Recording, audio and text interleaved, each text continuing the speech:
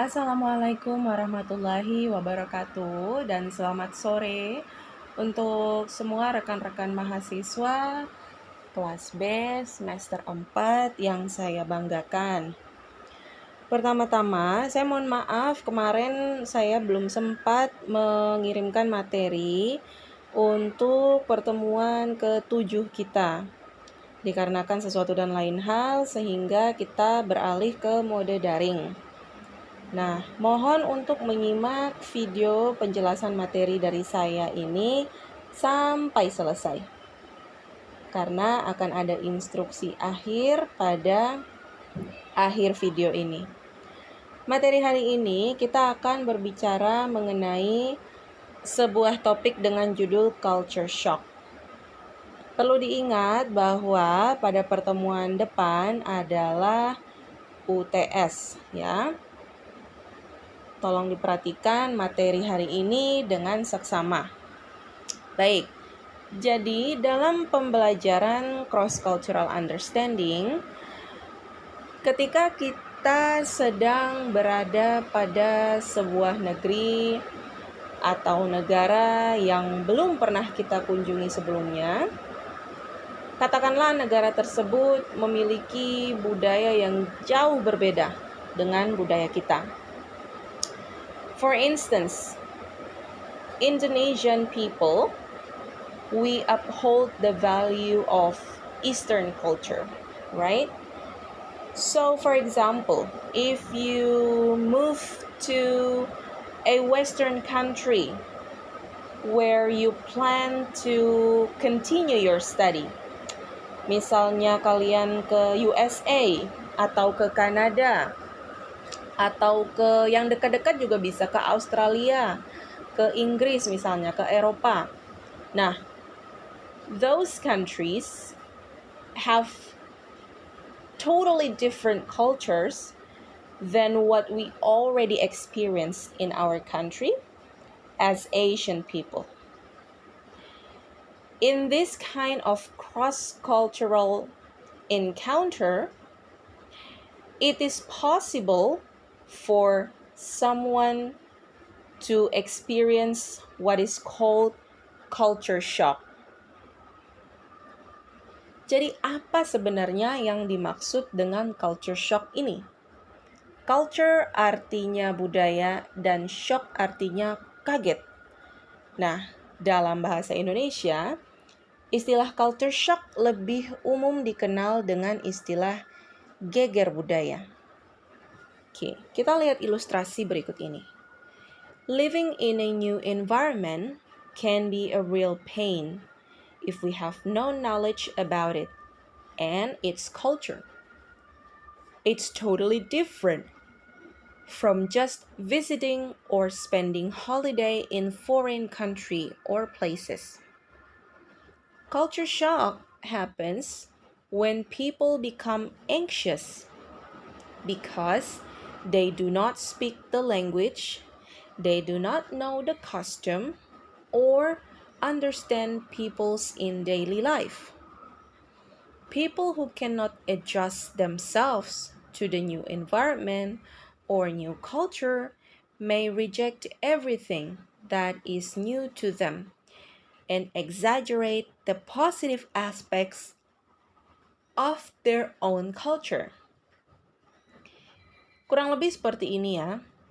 Kalau kita ke luar negeri untuk jalan-jalan atau untuk liburan, kita tidak menghabiskan terlalu banyak waktu. Palingan seminggu, 2 minggu, tergantung dari budget atau biaya yang kita rencanakan. Sehingga culture shock tidak terlalu berlaku bagi mereka yang bepergian untuk jalan-jalan. Justru yang kita rasakan itu adalah semua itu kesenangan. Kita merasakan senang-senang karena mengunjungi suatu tempat baru. We feel very excited untuk misalnya mencoba kulinernya, belanja oleh-olehnya, atau foto-foto di tempat-tempat wisatanya. Jadi ketika kita bepergian untuk holiday or vacation, it is almost impossible that you may feel culture shock. Walaupun ada, saya rasa culture shocknya tidak terlalu berat. Nah, tetapi bagaimana kasusnya jika kita itu pindah untuk waktu yang lama? Atau kita menjadi permanent resident, kita pindah ke suatu negara for good ya, for real. Atau kita studi di suatu negara, misalnya studi magister selama 2 tahun atau studi doktoral selama 4 tahun di negara yang mungkin kita belum pernah keluar negeri sama sekali, atau negara itu cukup asing bagi kita, maka mungkin kita akan mengalami yang namanya culture shock atau geger budaya. Nah, apa sih sebenarnya geger budaya ini dan gejalanya seperti apa? Mari kita lihat sama-sama. Culture shock bisa diartikan sebagai sebuah trauma yang kamu rasakan ketika kamu melakukan perpindahan ya ke sebuah lingkungan di mana lingkungan tersebut memiliki kultur yang berbeda dengan kultur yang dimiliki oleh your home country. Culture shock ini adalah personal disorientation. Jadi kamu merasa disoriented ya. A person may feel when experiencing, ketika kalian merasakan hidup secara asing, tidak familiar dikarenakan perpindahan itu, atau kalian berimigrasi ya ke sebuah negara yang baru. Kalian bisa merasakan perbedaan dari lingkungan sosialnya atau cara hidupnya. Culture shock is defined as the process of initially adjusting to a new cultural environment.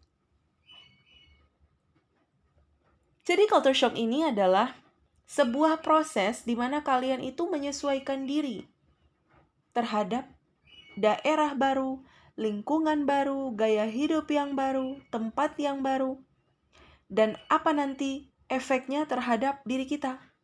Apakah nanti kita akan menerimanya, ataukah kita justru akan menolaknya, dan apakah yang akan menjadi akibatnya ketika kita terlalu mengalami culture shock secara berkepanjangan.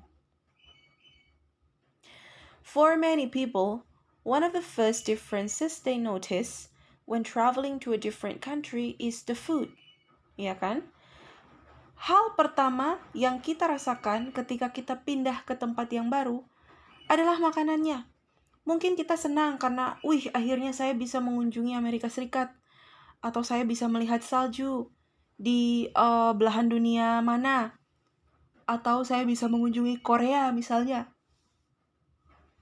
Tetapi ketika kalian mulai bingung akan makan apa, nah disitulah kalian mulai merasa yang namanya culture shock. Banyak orang yang mengeluhkan tentang kebingungan soal makanan ketika berpindah ke suatu negara baru. Misalnya, newcomers to the United States are often shocked by portion sizes, or how often people eat, or by the places people eat. Misalnya, kalau misalnya kita pindah ke United States, kita kaget ternyata mereka di sana tidak ada nasi. Mau pergi ke KFC, mereka juga tidak ada nasi. Cuma ada burger sama ayam. Tidak ada nasi. Oke? Kemudian misalnya kita kaget mereka di sana makannya kentang, daging, semua serba sayur-sayuran tawar. Sedangkan kita butuhnya misalnya makanan yang bersantan, ikan kuah kuning misalnya, atau kita mau makan nasi kuning, tidak ada di sana. Nah, mungkin hari pertama, hari kedua masih enak. Masih merasa, wah, makanan baru. Tapi setelah itu kita mulai bosan, kita mulai muak karena kita butuh makanan dari budaya kita. Atau kita juga mungkin kaget dengan tempat-tempat di mana orang makan. Misalnya, saking besarnya negara itu, saking sibuknya orang-orang negara itu, mereka terbiasa makan sambil berkendara di dalam mobil, atau makan sambil berjalan, makan burger sambil jalan, seperti itu. Yang mungkin di negara kita tidak ada. Okay? They may also be shocked by the amount of meat and cheese in most American dishes, ya. Meanwhile, Americans who travel abroad are often surprised by the varieties of food eaten. Misalnya, orang Amerika datang ke negara Asia, kaget makanan kita itu berminyak semua. semua serba digoreng. Mereka di sana tidak, ya kan? Biasanya dipanggang di dalam oven. Kalaupun makanannya digoreng, tidak selalu digoreng. Kemudian makanan yang pedas-pedas, mereka kaget ketika makan di sini, semuanya greasy, istilahnya greasy, pedas, berminyak. Kaget mereka. Perut mereka cepat sakit kalau makan yang seperti itu. Ya kan? Sedangkan mereka kalau makan kan paling minyaknya sedikit saja. Sayur pun mereka dalam bentuk salad yang seperti itu. Sup ya. Ini pengalaman kami ya kan. Saya sendiri ketika pertama kali mengunjungi Kanada, itu hampir setiap hari saya selalu berusaha makan telur dadar atau saya bikin nasi goreng. Karena memang makanan mereka itu terasa asing di mulut, ya kan? Mereka makan sayur dibikin salad, sayur mentah. Mana enaknya gitu kan? Bagi kita terasa tawar. Emangnya kita kambing gitu kan dikasih makan sayur-sayur mentah.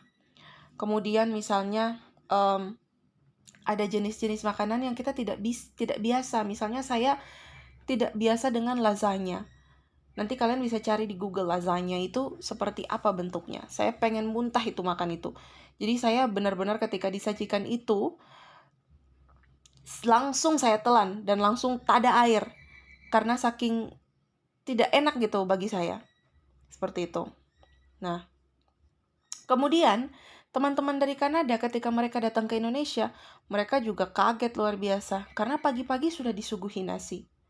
Sedangkan mereka biasanya pagi cuma makan roti atau cuma minum susu, sereal, makan buah, apel, pisang. Kalau kita langsung nasi kuning lah, nasi padang lah. Seperti itu. Kemudian siangnya makanannya berminyak, belum lagi makan malam ya kan? Seperti itu. Jadi kita tidak terbiasa dengan hal-hal seperti itu. Itu baru makanan yang sudah bisa menyebabkan kita mengalami culture shock, bahkan bisa sampai stres. Nah, sojourn, apa itu istilahnya sojourn? Sojourn is defined as a temporary stay at a new place. There are many types of sojourners. Business people, armed forces, diplomats, students, voluntary workers, and so on. Yang menghabiskan waktu kurang lebih 6 bulan sampai 5 tahun pada negara lain. Nah, jadi kalau kalian misalnya berkuliah di negara lain, maka kalian itu bisa mendefinisikan diri sebagai seorang sojourner. Oke? Karena kalian tinggal untuk sementara waktu. Nah, ini kurang lebih grafiknya. Ketika kita tinggal di negara lain, pertama yang kita rasakan adalah excited, ya kan? Karena kita masuk ke lingkungan yang baru, kita merasakan variety of activities yang selama ini tidak pernah kita rasakan. Misalnya, di luar negeri itu mereka sangat menggemari kegiatan-kegiatan outdoor loh. Jadi, misalnya cuacanya hangat, kalian pasti akan banyak melihat orang melakukan kegiatan outdoor. Misalnya main skateboard, mereka ngajak anak-anaknya main di taman, main softball, main football, di pantai juga ramai sekali. Pokoknya kalau cuacanya cerah pasti banyak orang di luar. Restoran-restoran, kafe-kafe itu full. Dan tempat makan mereka itu mereka tidak duduk di dalam kafe, tapi justru mereka menggelar kursi, meja-meja mereka itu di luar, di halamannya. Jadi orang-orang lebih suka berjemur. Nah, itu misalnya. Kemudian kita merasakan cuacanya, misalnya kalau cuaca Indonesia kan panasnya menyengat ya. Nah, kalau di luar negeri itu mungkin panasnya lebih hangat. Kemudian kita merasakan cuaca baru seperti musim semi, musim gugur, daun-daun romantis warna kuning berguguran, ya kan, angin bertiup sepoi-sepoi. Pasti kan kita merasa excited akan hal itu. Suasana baru yang tidak ada di negara kita. Belum lagi masuk musim dingin, bisa pegang salju ya kan, pas salju turun tada mulu ya, telan itu salju pakai sirup jadi es sirup. Oke. Kemudian kita ada perasaan nervous, misalnya kita masuk sekolah baru, kemudian kita perasaannya khawatir apakah kita bisa melakukan komunikasi dengan baik tidak ya. Seperti itu. Itu perasaan-perasaan awal. Nah, apa sih yang sebenarnya menyebabkan seseorang itu bisa mengalami culture shock? Selain makanan, yang pertama, ternyata bahasa juga adalah salah satu faktor utama di mana orang mengalami culture shock. Trust me, kalian bisa bilang kalian jago berbahasa Inggris, tapi ketika sudah sampai ke negara orang yang punya bahasa itu, baru deh kalian merasakan bahwa kalian akan muak dengan bahasa Inggris. Dan kalian itu butuh orang yang bisa berbahasa yang sama dengan kalian. Sudah ke kampus ketemu dosen berbahasa Inggris, cascus, teman-teman juga harus berbahasa Inggris. Belum lagi di lingkungan tempat tinggal ya kan, satu kos-kosan dengan orang yang bukan orang Indonesia. Belum lagi baca buku bahasa Inggris, segala petunjuk jalan bahasa Inggris, mau belanja pakai bahasa Inggris, mau naik bus pakai bahasa Inggris. Stres ya. Jadi dari situ sudah mulai capek. Yang kedua, extreme weather atau unexpected weather. Saya hari pertama salju turun di Kanada, saya lompat-lompat. Tapi besoknya langsung saya benci salju. Dinginnya luar biasa, tidak bisa dibayangkan. Pakai baju harus 5 lapis. Belum lagi pakai sarung tangan. Belum lagi tutup topi sampai ke telinga. Belum lagi pakai shawl. Belum lagi pakai sepatu boots. Luar biasa. Pada saat jalan di luar, salju yang sudah menjadi es itu akan kalian merasa kepleset di jalan. Kemudian misalnya cuaca dingin yang berkepanjangan atau cuaca panas yang berkepanjangan seperti di Perth, Australia misalnya. Panasnya itu bisa sampai 50 derajat. Kalian bisa rebus telur di luar. Nah, cuaca-cuaca seperti itu juga bisa menyebabkan kita itu rindu akan negara kita, negara tropis, ya kan, minum kelapa muda, seperti itu. Unfamiliar food, seperti yang sudah saya jelaskan tadi. Difficulties making friends and connection. Wih, ada bule ganteng, ada bule cantik. Tapi belum tentu mereka mau temenan sama kita. Karena pola komunikasi kita berbeda. Cara kita mendekati orang beda. Topik-topik pembahasan kita beda. Kita mungkin bicara hanya dasar-dasarnya. Tapi selanjutnya tidak nyambung lagi. Seperti itu, ya kan? Kemudian kita mulai merasa sendiri. Karena kita tidak punya teman. Kalaupun punya teman, cuma hai-hai aja. Bicara lebih lanjut, susah. Mungkin kita cuma bisa cari teman 1-2 orang, kita tidak bisa punya teman banyak ya, kecuali ada tipe-tipe orang yang memang dia itu hobi bergaul, tapi ada yang tidak terlalu, ya kan, seseorang yang introvert misalnya, nah akan merasa stres karena merasa tidak punya teman di sana. Kemudian kita jadi feeling alone, kita merasa sendiri, tiba-tiba kita rindu dengan keluarga, merasa aduh jauh, tiba-tiba merasa selama ini saya menyanyiakan keluarga saya, sekarang saya jauh, saya merasa rindu dengan keluarga, ya kan? Kita merasa menjadi minoritas. Di kiri kanan tidak ada orang-orang yang sejenis dengan kita. Kemudian kita sulit mengerti mengenai budaya mereka. Nah, itu juga menjadi kendala.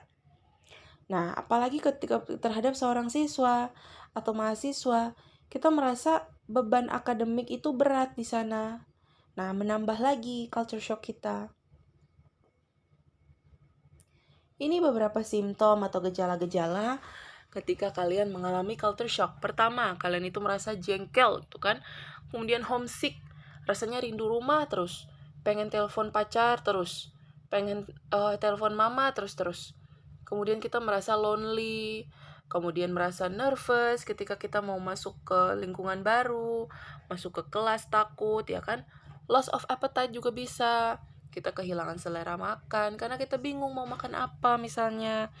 Kemudian kita tidak bisa tidur. Itu bisa loh dialami. Kita merasa lelah. Kemudian kita merasa extreme pride in one's home culture. Kita langsung merasa tiba-tiba, wah budaya Indonesia itu budaya yang terbaik gitu. Kemudian kita lebih hypersensitif, kita merasa bingung, dan kita merasa tidak mampu atau incompetence. Nah, jika kita mengalami gejala-gejala ini, bisa jadi kita itu sedang mengalami culture shock. Nah, ini adalah kurva yang terkenal oleh Gullahorn. W curve. Oke. Nah, kurva ini dia menjelaskan tentang proses seseorang mengalami culture shock. Kita lihat ya. Ada 5 level culture shock. Yang pertama adalah honeymoon. Fase honeymoon atau fase bulan madu. Yang kedua adalah culture shock. Yang ketiga adalah initial adjustment. Kemudian masuk ke mental isolation. Kemudian kita mulai masuk ke acceptance and integration. Kita lihat ya sama-sama mulai dari fase honeymoon. Honeymoon ini adalah fase senang-senang, di mana kita baru tiba di sebuah negara baru, ya kan? Istilahnya kita bulan madu lah, kita merasa senang, wih akhirnya kita jalan-jalan ke luar negeri, beda suasananya dengan negara kita. Nah, kemudian perlahan-lahan kita mulai merasa culture shock.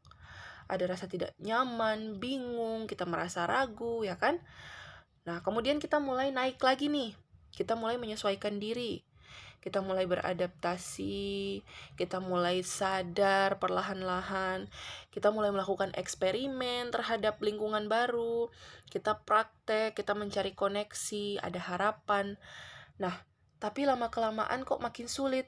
Kita jatuh lagi ke dalam yang namanya mental isolation. Kita semakin shock. Ditambah lagi kita sudah makin lama tinggal di situ, jauh dari keluarga, makanannya tidak ada yang enak, ya kan? Kita tidak terlalu banyak dapat teman, kita mulai jatuh ke yang namanya mental isolation. Tapi dari situ perlahan-lahan kita mulai kembali menyesuaikan diri dan masuk ke fase yang namanya menerima atau acceptance dan mengintegrasi. Kita mulai mengatur pola kita mencari makna dari tujuan kita, kemudian beradaptasi, dan kita mulai mengintegrasikan nilai-nilai baru yang kita pelajari dari budaya tersebut ke diri kita. Dan kita mulai terbiasa seperti itu. Nah, ini adalah tahapan-tahapannya, mulai dari tahapan A, B, C, sampai E. Teman-teman bisa baca sendiri contohnya, ya kan? Apa perasaan-perasaan yang mungkin kita rasakan pada fase-fase tersebut. Nah, culture shock ini bukan sesuatu yang bisa dianggap remeh. Saya sendiri mengalami, tapi mungkin karena saya sudah pernah ya di Kanada sebelumnya selama 3 bulan, dan itu parah, benar-benar parah waktu itu. Waktu saya di Kanada, sampai-sampai saya tuh istilahnya ya, seperti menyalahkan keadaan gitu. Saya stres dengan makanannya, dengan cuacanya, karena kita di Kanada waktu itu tuh ketika kita datang itu sudah awal musim dingin, dan sampai pulang ke Indonesia itu tuh kita masuk ke tahap yang benar-benar cuacanya ekstrim sekali. Kita jalan di jalan pun itu salju membenam kaki, dinginnya minta ampun. Jadi kita kelaparan terus-menerus, tapi makanannya itu tidak sesuai. Dan makanannya mahal-mahal, sedangkan uang jajan kita terbatas. Belum lagi mau telepon orang tua susah karena paket teleponnya mahal. Jadi ya kita hanya punya teman-teman sesama Indonesia untuk saling menguatkan. Nah, mungkin karena itu ketika saya di Australia saya tidak mengalami culture shock yang terlalu berat. Tapi teman saya yang dari Cina justru mengalami culture shock yang cukup berat. Nah, kemudian yang saya lakukan adalah banyak ya. Tapi kita lihat dulu materi ini, bagaimana sih cara kita menghadapi atau cara kita mengatasi culture shock. Nah, sebelum kita ke negara tujuan, ada baiknya research terlebih dahulu. Cari tahu segala hal mengenai negara tersebut supaya tidak terlalu kaget amat. Misalnya sejarah lokalnya, jenis bentuk politiknya, norma-norma budayanya, etiketnya bagaimana, sistem pendidikannya seperti apa, agar ketika teman-teman sampai di sana tidak terlalu kaget dan bisa nyambung dengan teman-teman di sana. Yang kedua, sebaiknya sebelum berangkat, ngobrollah terlebih dahulu, sharing-sharing pengalaman dengan teman-teman senior-senior yang sudah pernah tinggal di negara itu atau sudah pernah bersekolah di negara itu. Itu sangat membantu. Oke, mungkin bisa sharing mengenai transportasinya supaya tidak tersesat, sharing mengenai bagaimana cara dapetin makanan halal di sana, cara masak gimana, sharing mengenai tempat tinggal, yang mana yang murah, jalan daerah mana yang murah, daerah mana yang aman, ya seperti itu. Pastikan teman-teman banyak ya yang punya rencana untuk berkuliah di luar, jadi ini tips-tipsnya. Kemudian kalau kamu sudah tiba, kamu bisa nih menulis jurnal atau catatan supaya kamu bisa ngecek kembali perasaan kamu. Kemudian push yourself. Ingat ya bahwa segala sesuatu itu ada maknanya dan ada nilainya. Kamu harus mendorong diri kamu keluar dari zona nyaman. Kapan lagi kesempatan seperti itu datang lagi, ya kan? 2 tahun, 3 tahun itu singkat. Nanti ketika kita sudah kembali ke negara kita, kita akan menyesal karena tidak menggunakan waktu kita sebaik mungkin.